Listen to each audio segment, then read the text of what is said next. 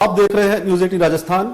खास मुलाकात में आपका स्वागत है। आज हमारे साथ है खास मेहमान जो राजस्थान की राजनीति में दिग्गज नेता माने जाते हैं। 24 साल से ज्यादा मंत्री पद पर रहने का उनको अनुभव है। 42 साल पहले वो पहली बार मंत्री बने थे। 6 बार के विधायक हैं। हम बात कर रहे हैं राजस्थान सरकार के शिक्षा मंत्री श्री बी.डी. कल्ला जी से। नमस्कार कल्ला साहब, आपका बहुत बहुत स्वागत है खास मुलाकात में आने के लिए। कल्ला साहब, चुनाव के मुहाने पर हम खड़े हैं, चुनाव आने वाले हैं और इस बार राजस्थान में रिवाज तोड़कर सरकार रिपीट करने के दावे किए जा रहे हैं। एक सीनियर लीडर होने के नाते आपको क्या लगता है कि जनता इस बार कांग्रेस को वोट क्यों देगी, सरकार रिपीट क्यों होगी? देखिए, इसके संदर्भ में मैं ये कहना चाहूँगा, खास तौर से सबसे पहले तो राजस्थान के माननीय मुख्यमंत्री अशोक जी गहलोत ने 5 साल के जो बजट दिए वो बजट राहत, बचत और विकास के बजट थे जी। अभी हाल ही की घटनाओं को यदि आप देखें तो उन्होंने जो 10 गारंटियां दी है उसमें प्रत्येक व्यक्ति को 100 यूनिट बिजली फ्री, 2000 यूनिट जिसके पास कुआं है उसको फ्री। अब 2000 यूनिट का मतलब ये होता है कि 12 महीने में 24,000 यूनिट बिजली फ्री, लगभग 2 लाख की सब्सिडी एक कुएं पर। फिर सामाजिक सुरक्षा के अंतर्गत 1 करोड़ लोगों को 1,000 रुपये की पेंशन और उसमें हर वर्ष 15% की वृद्धि। चौथी गारंटी ये कि 500 रुपये में गैस का सिलेंडर। फिर उसके बाद में मुख्यमंत्री चिरंजीवी योजना में दवाई फ्री, जांच फ्री और 25 लाख तक का इलाज फ्री। उसके बाद दुर्घटना बीमा 10 लाख तक का। देन अन्नपूर्णा योजना में जो लोग अब तक केवल गेहूं प्राप्त कर रहे थे उनको दाल, चीनी, तेल, मिर्च मसाले ये सब निःशुल्क। और उसके बाद इंदिरा गांधी शहरी बेरोजगारी योजना और मनरेगा, इन दोनों योजनाओं में 100 दिन की रोजगार लोगों को मिल रहा था। अब वहाँ पे 125 दिन की रोजगार की गारंटी दी गई है। और जो व्यक्ति 2 गाय या 2 भैंस रखता है तो बिना प्रीमियम चुकाए हुए 40 हज़ार का बीमा। ये जो 10 गारंटियां दी गई है, इन 10 गारंटियों से लोगों में विश्वास जगा है। एंटी इनकम्बेंसी आज है तो केंद्र सरकार के खिलाफ है। हमारी सरकार के प्रति लोगों की सिंपैथी है कि सरकार ने कोविड में इतना शानदार काम किया, सरकारी कर्मचारियों को ओल्ड पेंशन स्कीम दी और 15,000 लीटर पानी अभी निःशुल्क मिल रहा है। ऐसी अनेक योजनाएं इससे पहले भी दी हैं, उसका लाभ लोगों को मिला है। इसलिए लोग चाहते हैं कि ये गवर्नमेंट जो है कंटिन्यू करे, इसलिए सरकार रिपीट होगी। तो बचत, राहत और बढ़त, आपका मानना है कि इसकी वजह से सरकार रिपीट होगी, जनता कांग्रेस को दोबारा से वोट देगी। तो सरकार के बाद हम आपके विभाग की बात करते हैं। एक बार सीएम साहब ने मंच पर बोला था कि यहाँ मेरा कोई भी मंत्री हो वो शिक्षा विभाग नहीं लेना चाहता, लेकिन आप तो जितनी बार भी जीतने हैं हर बार आपको शिक्षा विभाग मिला है। और एक जनरल परसेप्शन है कि चुनाव में जो वोटर है वो हमेशा शिक्षा मंत्री के खिलाफ ही होता है। आपको क्या लगता है? मैं मंत्री रहते हुए कभी चुनाव नहीं आ रहा। देखिए, मैं 80 में पहले बार एमएलए बना, 81 में सबसे पहले मुझे डिप्टी मिनिस्टर बनाया गया, 82 में मुझे प्रमोट करके और शिक्षा राज्य मंत्री बनाया। उसके बाद में 85 का इलेक्शन जीता, 85 के इलेक्शन के बाद में चीफ व्हिप बना और उसके बाद में मैं शिक्षा मंत्री बना। 90 का चुनाव मैंने जीता, लेकिन हमारी गवर्नमेंट नहीं आई थी। मैंने चुनाव जीता तो मैं 3 बार एमएलए रहा, चौथा चुनाव में हार गया। फिर 5वें चुनाव में मैं शिक्षा विभाग का मंत्री था, चुनाव जीता। तो मैं मंत्री रहते हुए कभी चुनाव नहीं हारा हूँ। 2 चुनाव पिछले इसलिए हार गया था कि मेरे यहाँ जो डिलिमिटेशन एक्ट के अंतर्गत परिसीमन हुआ जी, उसमें जहाँ मैं 20-25 हज़ार वोटों से जीतता था उसको निकाल कर दूसरी कॉन्स्टिट्यूंसी में मिला दिया। और जहाँ 80,000 से ऊपर वोटों से बीजेपी जीतती थी लगातार कई वर्षों से, वो एरिया मेरे साथ जोड़ दिया।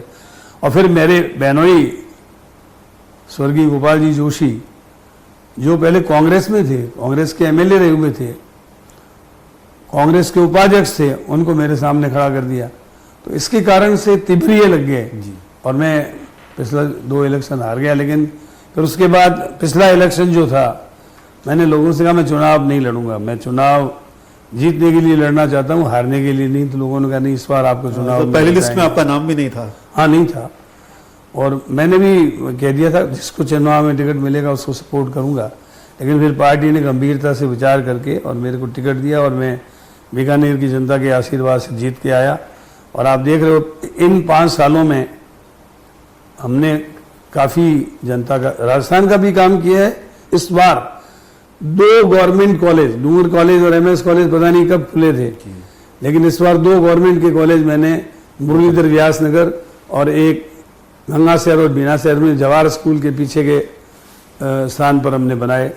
डेयरी साइंस कॉलेज बीकानेर में बहुत पहले खुल जाना चाहिए था, हमारे यहाँ दूध सबसे ज़्यादा होता है, वो हमने मंजूर कराया। आयुर्वेद का कॉलेज मंजूर कराया, पब्लिक हेल्थ साइंस कॉलेज मंजूर कराया। और रेलवे फाटकों की समस्या का रानी बाजार हो अथवा पुरानी गजनेर रोड हो अथवा चौखूंटी हो, इन सब पे हमने रोड ओवर ब्रिज बनवाए थे। हमने जो मांगा हमको मिला, और बीकानेर की जनता ने जो मांग की हमने अपने विधायक कोटे से अथवा UIT, नगर निगम जरूर हमारी वहाँ पे BJP का है, तो लेकिन इसके बावजूद सरकार की तरफ से हमने काम में कोई कोर कसर नहीं छोड़ी, जिसके कारण आज बीकानेर का चहुमुखी विकास हुआ है। ऐसे अनेक काम हमने बीकानेर में किए हैं, और मैं समझता हूँ कि इससे बीकानेर की जनता में ये लगा है कि जो 10 साल में काम नहीं किया BJP ने, वो काम इस बार मैंने अपना एक फर्ज समझकर उसको आगे बढ़ाने की कोशिश की। तो आप अपने कामों के दम पर, उस पर आपको विश्वास है कि जनता आपको दोबारा चुनेगी। जैसे दोबारा से आपके विभाग पर आते हैं। आपके विभाग में तृतीय श्रेणी अध्यापक के सबसे बड़ा फैक्टर होता है। आपने महंगाई राहत कैंप का जिक्र किया, तो सरकार ने महंगाई राहत कैंप के जरिए जनता को राहत देने की कोशिश की है, प्रयास किया है। आप तृतीय श्रेणी अध्यापकों के तबादले कब करके उनको राहत देंगे? तृतीय श्रेणी अध्यापकों के बारे में एक पॉलिसी बनाकर हमने राज्य सरकार के DOP डिपार्टमेंट को दे दी थी, लेकिन माननीय मुख्यमंत्री जी ने उसमें ये कहा कि आप अलग अलग राज्यों में इस संबंध में क्या नीति बनी हुई है उसका अध्ययन करके सुझाव दो, तो वो हम सुझाव उनको शीघ्र प्रस्तुत कर देंगे। अभी तो आप जानते हैं कि पूरे राज्य में सभी विभागों के स्थानांतरण के ऊपर रोक लगी हुई है और चुनाव भी बहुत नज़दीक है, लेकिन मैं चाहूँगा कि हमारी पार्टी अपना इलेक्शन मैनिफेस्टो तैयार करे, उसमें ये आश्वासन देने की हम कोशिश करेंगे कि नीति बना करके तृतीय श्रेणी अध्यापकों को राहत दी जाएगी। और इससे पहले यदि मतलब चुनाव आचार संहिता देरी से लगती है और हम लोग ये बना के दे देते हैं, ट्रांसफर खुल जाते हैं, तो यहाँ पर भी राहत देने की हमारी पूरी तैयारी है। BD कल्ला साहब से बातचीत का सिलसिला जारी रहेगा। यहाँ रुकते हैं एक छोटे से ब्रेक के लिए। आप सभी का एक बार फिर से स्वागत है। खास मुलाकात में बात कर रहे हैं हम शिक्षा मंत्री BD कल्ला जी से। कल्ला साहब, CM की तरफ से जो मिशन 2030 में सुझाव मांगे जा रहे हैं लोगों से, उसमें कमोबेश सभी विभागों से ये निकल के आ रहा है कि बेसिक इंफ्रा और सेटअप अभी सबसे बड़ी जरूरत है, और इसमें भर्तियों का जो मुद्दा है वो बहुत बड़ा है। देखिए, मिशन 2030 में हम लोग एक तो निबंध प्रतियोगिता करके हमारे विद्यार्थियों से, विषय विशेषज्ञों से और तमाम नागरिकों से शिक्षा में क्या परिवर्तन होना चाहिए, कैसे पाठ्यक्रम बनना चाहिए, किस प्रकार से हम शिक्षा में गुणात्मक सुधार लाएं, इसके बारे में सबसे राय ले रहे हैं। जहाँ तक रोजगार का प्रश्न है, शिक्षा विभाग के माध्यम से अब तक 90,000 लोगों को स्थायी नौकरी मिल चुकी है, और अभी हाल ही में हमने जो रीट की परीक्षाएं ली है उसमें 19,000 से अधिक बच्चों को हम जिले आवंटित कर चुके हैं, और अगले 10 दिन के अंदर अंदर उनकी स्कूलों में नियुक्ति हो जाएगी। उसके बाद L2 के रिजल्ट जैसे जैसे आएंगे, हमारी कोशिश है कि आचार संहिता से पहले 48,000 लोगों को हम L1 और L2 की नौकरियां दे दें। इसके अलावा जो शारीरिक शिक्षक हैं उनकी भर्ती हो रही है, उनको नियुक्तियां हो रही है। वरिष्ठ अध्यापक के रिजल्ट आ चुके हैं, उनकी भी काउंसलिंग करके नियुक्तियां होंगी। RPSC से हम उम्मीद करते हैं कि जो हमारे व्याख्याता हैं, स्कूली व्याख्याता, उनका रिजल्ट आ जाएगा तो उनकी नियुक्तियां भी दे देंगे। ये नियुक्तियां जब हो जाएंगी तो करीब करीब ये समझिए कि लगभग 90,000 पुरानी और करीब करीब 90,000 से अधिक ये नई नौकरियां जो है, इसमें प्रयोगशाला सहायक, लाइब्रेरियन, ये सब मिलाकर के करीब करीब मैं समझता हूँ 90,000 से ऊपर नियुक्तियां शिक्षा विभाग अकेले में हो जाएगी। अभी अनुदेशक हमने 10,000 की नियुक्तियों के लिए विज्ञप्ति निकाली थी, उसमें अवेलेबल कुछ कम हुए, लेकिन पहली बार कंप्यूटर अनुदेशक जो है इनको नियुक्तियां दी गई है। ऐसे इंग्लिश मीडियम के स्कूलों के लिए अभी 10,000 वैकेंसी निकाली थी, उनकी नियुक्तियां हो रही है। लगभग 1,90,000 लोगों को शिक्षा विभाग नियुक्तियां दे देगा। और इस सब के बीच में वो जो लोग जो संविदा पर काम कर रहे हैं उनका क्या भविष्य है? संविदा पे जो लोग काम कर रहे हैं उनके लिए जो है नियम बन चुके हैं, कानून बन चुका है, और बहुत शीघ्र ही डीओपी डिपार्टमेंट जो है इन लोगों को फाइनेंस के साथ मिलकर के परमानेंट करने की कार्रवाई कर रहा है। अच्छा, शिक्षा विभाग के लिए से एक बहुत बड़ा मुद्दा है, एक बहुत बड़ा चर्चा का विषय है, और जिस सुधार की तरफ एक बहुत बड़ा कदम है नई शिक्षा नीति, न्यू एजुकेशन पॉलिसी। हमारे यहाँ राजस्थान में ये कब तक लागू हो जाएगी, और आप किन चीज़ों को क्या चुनौतियां मानते हैं इसके लिए? न्यू एजुकेशन पॉलिसी 2 वर्ष पहले बन गई थी। उसके लिए हम लोगों ने इसके क्रियान्वयन के लिए राजस्थान में मुख्य सचिव की अध्यक्षता में एक कमेटी बना दी, और जिला स्तर पर जिला कलेक्टर की अध्यक्षता में कमेटी बना दी गई है, और इसकी क्रियान्विति के लिए हर संभव प्रयास कर रहे हैं। इसमें सबसे बड़ी अड़चन ये आ रही है कि केंद्रीय सरकार ने न्यू एजुकेशन पॉलिसी बना तो दी, लेकिन आप सब जानते हैं कि बिना वित्तीय सहायता की ये स्कीमें इम्प्लीमेंट होने में दिक्कत आती है। केंद्रीय सरकार को जो इंफ्रास्ट्रक्चर के लिए पैसा देना चाहिए था वो नहीं दिया अब तक, 2 साल में एक पैसा नहीं दिया। लेकिन इसके बावजूद हमारे माननीय मुख्यमंत्री जी की दूरदर्शिता के कारण हम 1033 बाल वाटिकाएं खोल चुके हैं, और इसमें हमने टीचर्स की नियुक्तियां कर दी हैं। अब सवाल इस बात का है कि कक्षा कमरों की कमी, उनके लिए प्ले स्कूल बनाना, तो ये जो चेंजेस हम कर रहे हैं इसके लिए व्यापक आधारभूत ढांचे की आवश्यकता है, और इसके लिए जब तक केंद्रीय सरकार वित्तीय सहायता नहीं देगी ये केवल कागजों में रह जाएगा। 2 साल तक अभी तक मतलब 1 पैसे की न्यू एजुकेशन पॉलिसी में सहायता नहीं देना, मैं समझता हूं कि केंद्रीय सरकार को इस पर विचार करना चाहिए। और भारत सरकार न केवल राजस्थान को बल्कि पूरे राज्यों को इसमें आगे बढ़कर जब तक वित्तीय सहायता वो नहीं देंगे तो न्यू एजुकेशन पॉलिसी को पूरी स्कूलों में इम्प्लीमेंट करना दुष्कर होगा। सीएम साहब अपने भाषणों में जब भी बात करते हैं तो सीएम साहब अंग्रेजी स्कूलों की बात करते हैं, इंग्लिश मीडियम स्कूल जो खोले गए हैं, आप उसको कितना बड़ा गेम चेंजर मानते हैं? देखिए, ये बात सही है कि गवर्नमेंट स्कूलों में 9वीं 10वीं 11वीं 12वीं हमारे रिजल्ट बहुत अच्छे रहते थे, और हम निजी शिक्षण संस्थाओं से पूरा मतलब क्या है कि परफेक्ट कंपटीशन रखते थे। लेकिन हमारा प्री प्राइमरी एजुकेशन का ढांचा और एलिमेंट्री एजुकेशन का ढांचा अच्छा होते हुए भी इसलिए कमजोर था कि हमारे बच्चे जो हैं 6ठी क्लास से अंग्रेजी पढ़ते थे। जब मैं शिक्षा मंत्री बना तो मैंने 3री कक्षा से अंग्रेजी शुरू कर दी थी, और उसी फाइल में लिख दिया था कि 2 साल बाद हम पहली दूसरी कक्षा में इसमें भी अंग्रेजी की पढ़ाई शुरू कर देंगे। क्योंकि ये पहला कदम था अशोक जी के राज का कि हमने पहली क्लास से अंग्रेजी की पढ़ाई शुरू कर दी। अब हमारा बच्चा कंपटीशन में आने लगा, लेकिन फिर भी इंग्लिश मीडियम नहीं होने के कारण सरकारी स्कूलों के बच्चे कंपैरेटिवली ऑल इंडिया कंपटीशन में कमजोर रहते थे। लेकिन सवाल इस बात का था कि अंग्रेजी माध्यम के स्कूल सरकारी होंगे तब जाकर के जो गरीब व्यक्ति है, जो 50,000 1 लाख 2 लाख रुपए फीस सालाना नहीं दे सकता, उनको निःशुल्क शिक्षा अंग्रेजी माध्यम में कैसे मिले। इसलिए ये कंसेप्ट हमारे मुख्यमंत्री जी के दिमाग में आया और उन्होंने Mahatma Gandhi English medium school शुरू किए। आपको जानकर खुशी होगी कि आज राजस्थान में 3200 स्कूल ये खुल चुके हैं और 800 की और तैयारी है हमारी।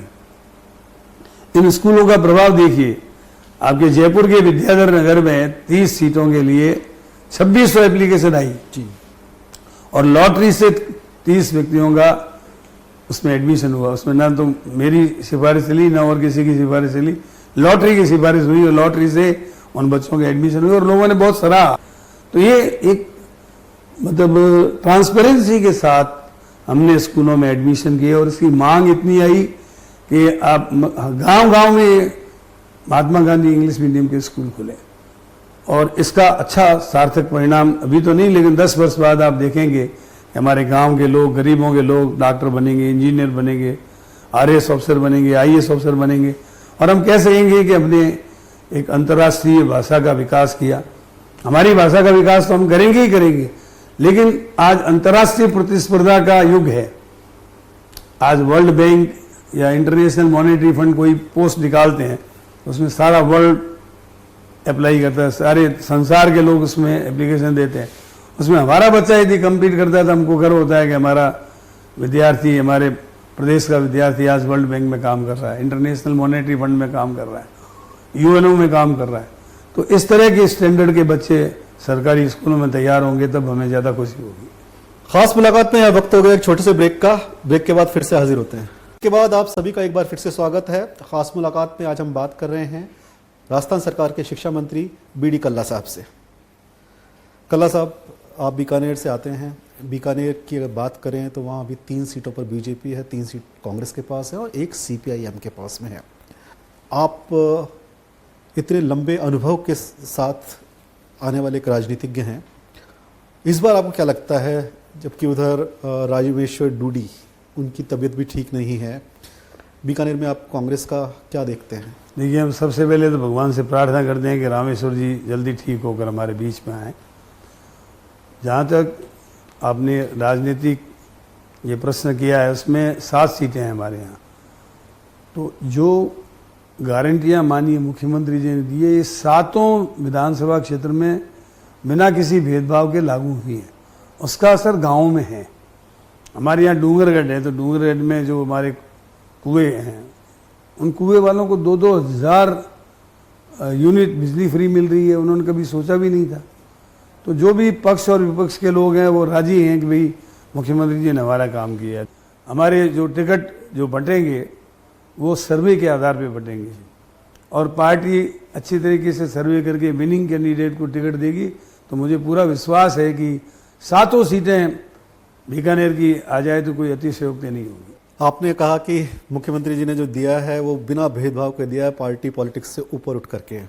तो बीजेपी की बात कर लेते हैं। बीकानेर क्षेत्र में बीजेपी के कद्दावर नेता देवी सिंह भाटी सीएम साहब से मुलाकात करके आए हैं। बीजेपी में उनकी जो घर वापसी है उस पर अर्जुन राम मेघवाल ताला लगा के बैठे हुए हैं। आपको क्या लगता है, देवी सिंह भाटी कांग्रेस ज्वाइन कर सकते हैं? लेकिन ये बात निश्चित है कि चाहे वे मतलब बीजेपी के नेता रहे हैं, वो हमारे इस क्षेत्र के कद्दावर नेता हैं। अब वो क्या करेंगे क्या नहीं करेंगे ये तो भविष्य बताएगा, लेकिन मेरी जानकारी में ये पूरी घटना नहीं है। वो किसी जैसे अभी बरसात नहीं हुई थी, कुओं की प्रॉब्लम, पानी की प्रॉब्लम के लिए भी मिल सकते हैं क्या, ये तो वो खुद ही बता सकते हैं। राजनीतिक मायने? हाँ, नहीं राजनीतिक मैं समझता हूँ कि अभी तक हमारे पास में ऐसा कोई समाचार नहीं है, तो मैं कैसे कह सकता हूँ। वो कहीं ना कहीं ये लगता है कि बीजेपी में जिस तरह गुटबाजी है उसको लेकर के हो सकता है। बीजेपी में गुटबाजी है, इस बात से मैं इत्तेफाक रखता हूँ कि ये वहाँ पर 6 व्यक्ति जो हैं वो चीफ मिनिस्टर के उम्मीदवार हैं। बीजेपी की हालत बहुत खस्ता है। हमारे यहाँ तो आप देख रहे हो कि अभी पार्टी में सब लोग एक होकर चुनाव लड़ रहे हैं। कल्ला साहब, आपके जब सब लोग कहते हैं कि बीजेपी में गुटबाजी है, लेकिन ये जो गुटबाजी जो टसल है ये आपके नेताओं में साफ नजर आती है। नहीं, हमारे यहाँ नहीं है। हमारे यहाँ इसलिए नहीं है कि राहुल गांधी जी ने अभी जिस तरीके से संदेश दिया है कि सब मिलकर लड़ो, तो सब मिलकर चुनाव लड़ेंगे और आपको ये सिद्ध कर देंगे कि कांग्रेस एक है और बीजेपी में जो है आपस में द्वंद्व है।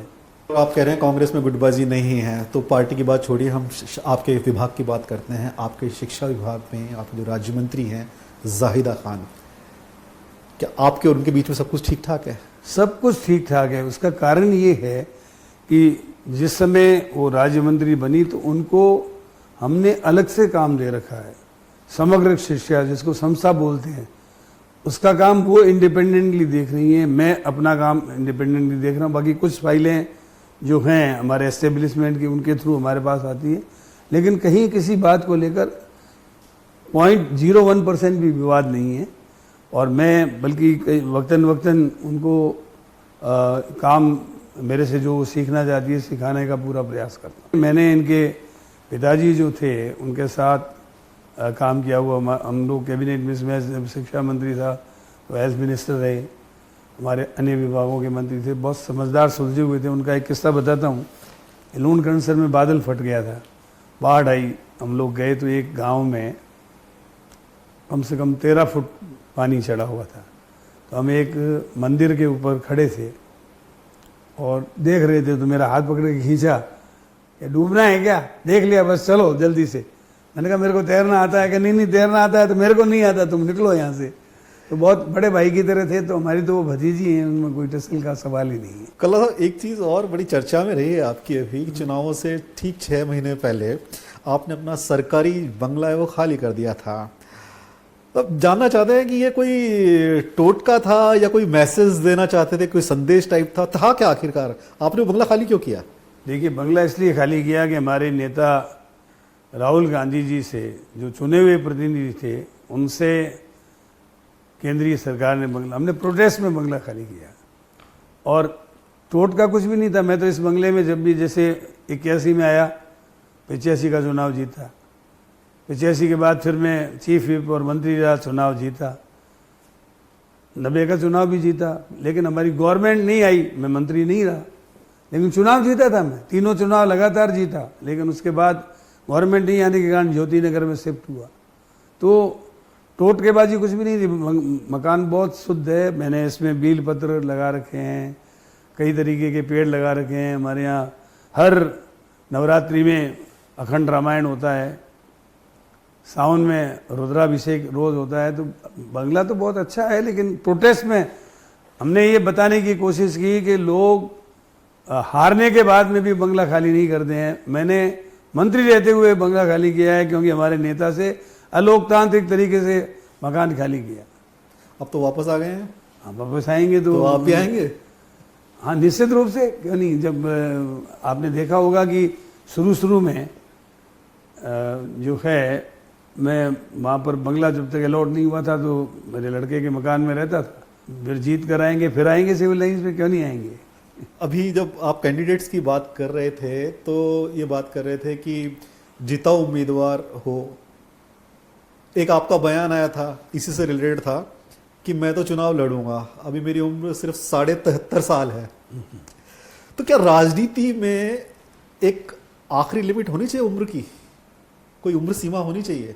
देखिए, राजनीति में वैसे तो उम्र अभी तय नहीं हुई है। जब पार्टियां तय करेगी तो निश्चित रूप से सब लोग उसका पालन करेंगे। लेकिन जो सक्रिय हैं और जो विनेबल कैंडिडेट हैं, जिनके पास अनुभव है, आज आप देख रहे हो कि विधानसभा, लोकसभा, राज्यसभा, इसमें स्तर जो पहले था उसमें पार्लियामेंटेरियंस की कमी हो रही है। इसलिए जब तक उसमें अनुभवी लोग नहीं होंगे, जब तक उसमें पुराने लोग नहीं होंगे, तो वो विधानसभा के कानून कायदों के बारे में और वक्तन जो मुद्दे आते हैं उसके बारे में कौन जवाब देगा। अभी हमारे यहाँ नई पीढ़ी के लोग मैं तैयार कर रहा हूँ। जब वो तैयार हो जाएंगे तो मैं खुद ही स्थान छोड़ दूंगा। लेकिन अभी इस चुनाव में तो आप देख रहे हैं कि मेरे सामने जो लोग टिकट मांग रहे हैं, उसमें अधिकांश लोग तो ऐसे हैं जो मेंबर ही नहीं है। और जो मेंबर हैं वो मतलब क्या, पार्टी के प्रति कितने सिंसियर है, क्या ये बीकानेर की जनता जानती है। मैं समझता हूँ कि बीजेपी के पास भी मेरे जैसा अनुभव वाला व्यक्ति उनको खोजने से भी नहीं मिलेगा। इसलिए इस बार तो पार्टी का भी मन है, मैं भी स्वयं जो है सक्रिय हूँ। मैं चाहूँगा कि ये चुनाव मैं लड़ूंगा और लड़कर पार्टी के लिए काम करूँगा, प्रदेश की सेवा के लिए काम करूँगा। मेरा हमेशा, मेरा कर्म है सेवा, मेरा धर्म है सेवा, मेरा ईमान है सेवा, और सेवा के लिए ही मैंने इस राजनीति के क्षेत्र को अपनाया है। और मैंने कभी अपने चरित्र पर और अपने चोले पर कभी भ्रष्टाचार का दाग नहीं लगने दिया। कल्ला साहब, सक्रियता आपकी और आपका सेवा भाव भी बना रहे, और हमारी शुभकामनाएं हैं कि 7वीं बार आपको बीकानेर की जनता विधानसभा में पहुंचाए। हमसे बातचीत करने के लिए, खास मुलाकात में आने के लिए बहुत बहुत धन्यवाद। आपका बहुत बहुत आभार, धन्यवाद। खास मुलाकात में आज बस इतना ही। खबरों के लिए देखते रहिए न्यूज़ 18 राजस्थान।